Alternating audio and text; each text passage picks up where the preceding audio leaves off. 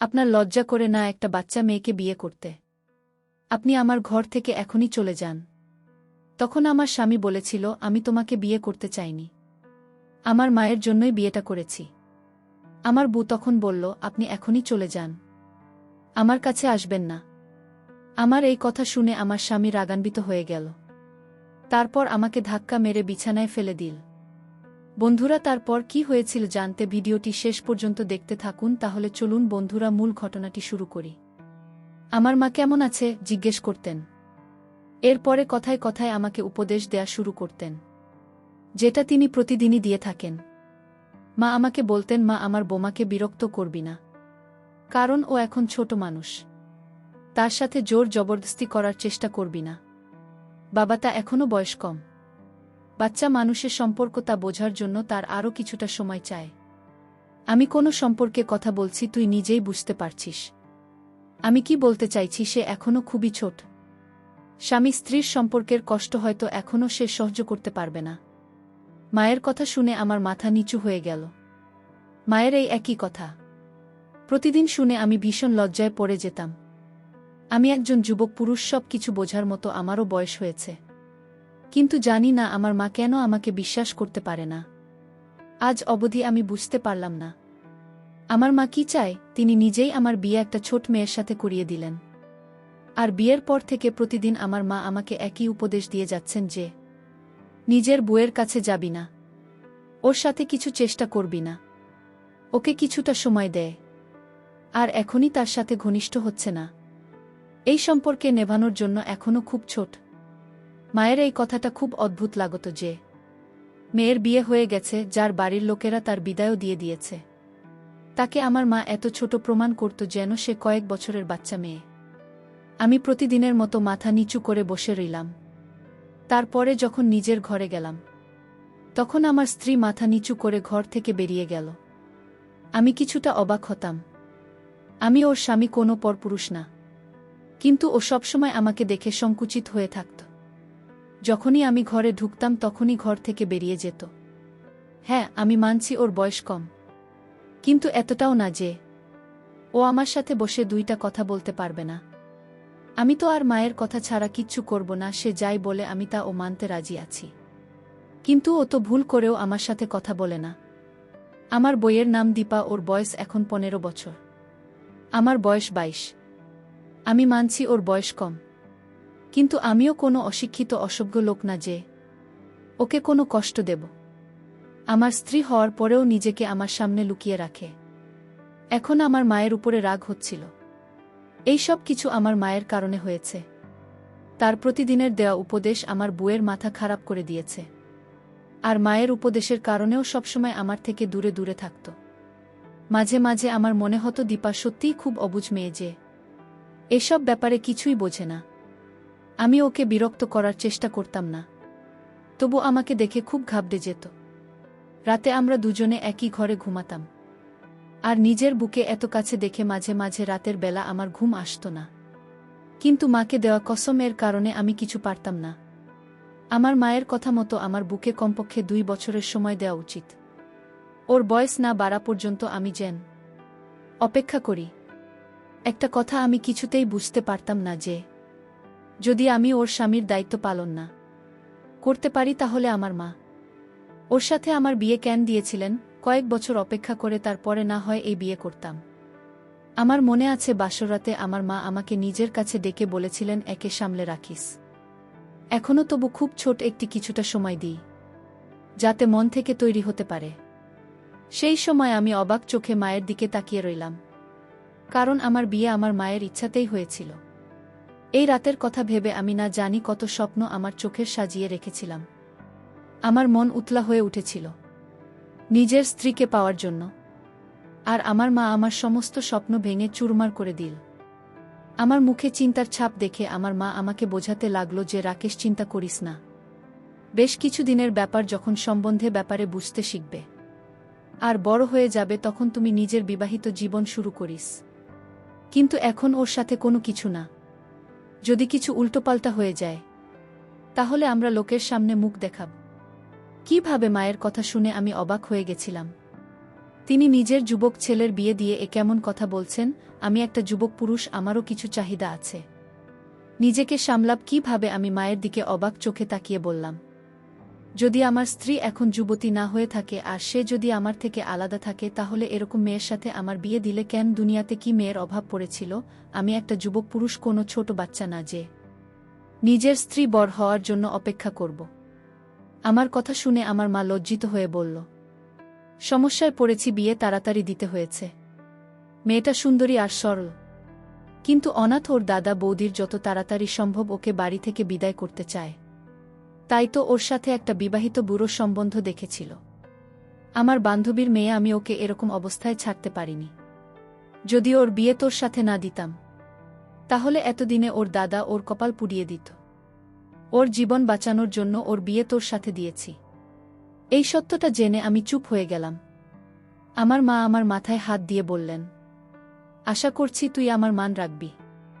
এখনই তুই তোর স্ত্রীকে কিছু করিস না, ওর থেকে দূরত্ব বানিয়ে থাকিস। মায়ের এরকম কথা শুনে আমার রাগ তো হয়েছিল, কিন্তু আমি তবু চুপ করে গেলাম। আমার মনে হয়েছিল যে আমি কোন ছোট মেয়েকে বিয়ে করেছি, কিন্তু যখন ঘরে গিয়ে বুকে দেখলাম, তখন তো অবাক হয়ে গেলাম। অবশ্যই ওর বয়স কম ছিল, কিন্তু আমার কাছে মনে হয়েছিল সে যুবতী ছিল। ওকে দেখে আমার হৃদয়ে বেইমান হয়ে উঠেছিল। কম বয়সী হওয়ার পরে ওকে দেখার মতো ছিল, এই কারণে ভালোভাবে আমার সাথে মানিয়ে যেত। কিন্তু আমি আমার মায়ের কথা মনে করে খুবই কষ্টে নিজেকে সামলে নিলাম। না হলে দীপার সৌন্দর্য তো আমাকে পাগল করেছিল। আমি ওর পাশে বসেও খুব ভয় আছে বলে মনে হলো। তাই ওকে বললাম, চিন্তা করো না, আমি তোমার কোনো ক্ষতি করব না। আমাকে ভয় পাওয়ার দরকার নেই।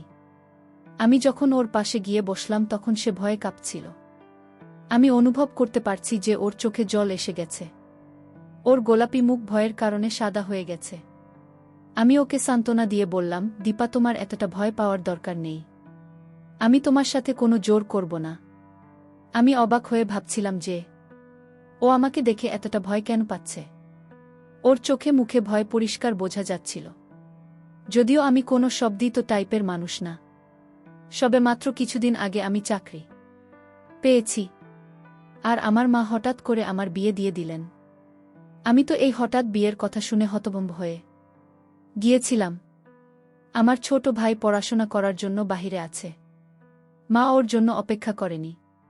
এই সময় সেখানেও পরীক্ষা আছে, আর এদিকে আমার বিয়ের তোড়জোড় চলছে। আমি আমার ভাইয়ের কাছে ফোন করে ক্ষমা চেয়েছিলাম।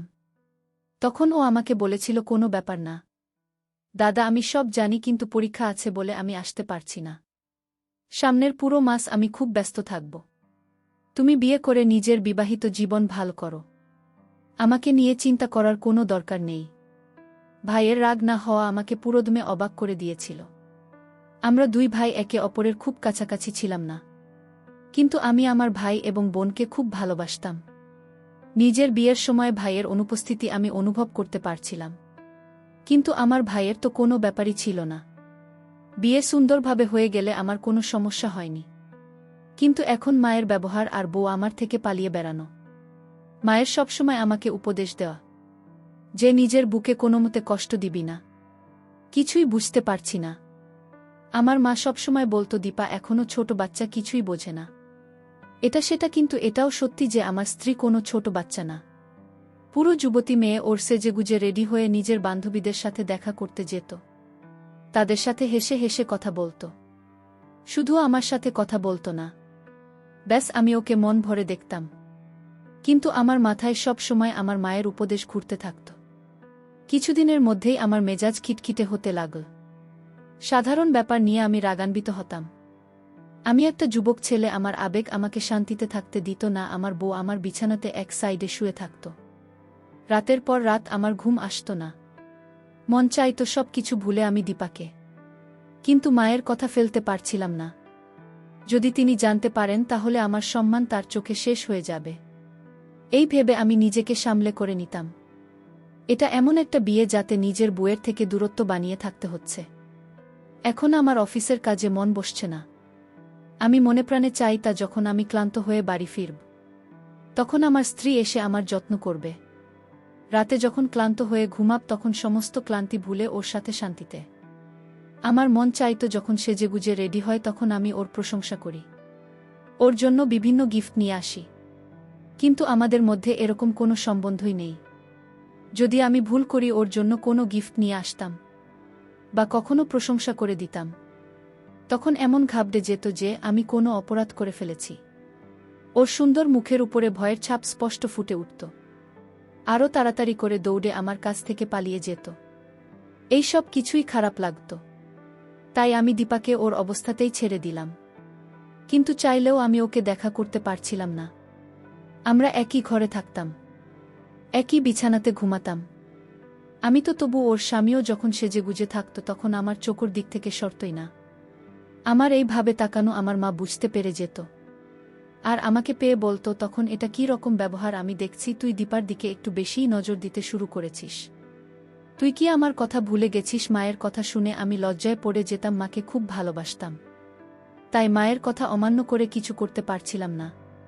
তাই আমি মাকে বললাম, যদি তুমি আমাকে দীপার থেকে আলাদা রাখতে চাও তাহলে আমার বিয়ে কেন ওর সাথে দিলে? আর যদি আলাদা রাখতে হয় তবে ওকে তোমার ঘরে শোনাও, আমার ঘরে পাঠিয়ে না। আমার নিজের উপর সামলাতে খুব অসুবিধা হয়। আমার মা ও অদ্ভুত, আমি ওকে দেখতে পারবো না, আমি কিছু করতে পারবো না। যখন আমি অফিস থেকে ক্লান্ত হয়ে বাড়ি ফিরতাম তখনও রান্নাঘরে কাজে ব্যস্ত থাকত আর খাবার খেয়ে ঘরে এসে ওকে এক পলক দেখার জন্য আমি ঘন্টার পর ঘন্টা অপেক্ষা করতে থাকতাম, কিন্তু ঘরে আসতো না। ক্লান্ত শরীরে অপেক্ষা করতে করতে যখন আমি ঘুমিয়ে পড়তাম তখনও চুপচাপ এসে বিছানার এক কোণে শুয়ে পড়ত। এরকমভাবে কাজ ছিল। একবার আমি নিজের উপর কন্ট্রোল করতে না পেরে তার পাশে গিয়ে যখন বসলাম আর তাকে যখন বললাম, তোমার হাতটা বের করো, আমি আজ তোমায় একটা গিফট দেব, সে যখন না করছিল আমি তাকে বললাম, হাতটা বের করে বলছি। আর এতেও চিৎকার চেঁচামেচি করতে শুরু করে দিল। চিৎকারের আওয়াজ শুনে আমার মা ও ঘরের মধ্যে এসে বলল, আমাকে হাজারটা কথা শুনিয়ে দিন। বলতে লাগল, তোর লজ্জা করে না? আমি তোকে কতবার বুঝিয়েছি যে ও এখনো ছোট্ট বাচ্চা, ওকে কিছুটা সময় দেয়, কিন্তু তো নিজের উপরে একটু কন্ট্রোল নেই। এবার আমারও রাগ এসে গেল। আমি বললাম, না, তুমি আমাকে আর দীপাকে বিয়ে দিয়েছিলে কেন? নিজের স্ত্রীকে পাওয়ার প্রাকৃতিক ব্যাপার যেটা আমার ভিতরে জেগে উঠেছিল। আমি কোনো অন্যায় কাজ করিনি। আমার মা এটা জানত না যে স্বামী স্ত্রীর মধ্যে এভাবে নাক গলানো উচিত না। এই ব্যাপারটা আমাকে রাগিয়ে দিয়েছিল। আমি রাগান্বিত হয়ে আমি সিদ্ধান্ত নিলাম, আজ রাতে আমার কিছু করতে হবে। সে না চাইলেও আমি আজ আমার পাওনা আদায় করে নেব। তারপর রাতে যখন তার রুমে গেলাম, সে আমায় বলল, আপনার মা নিষেধ করা সত্ত্বেও আপনি আমার ঘরে আসেন কেন?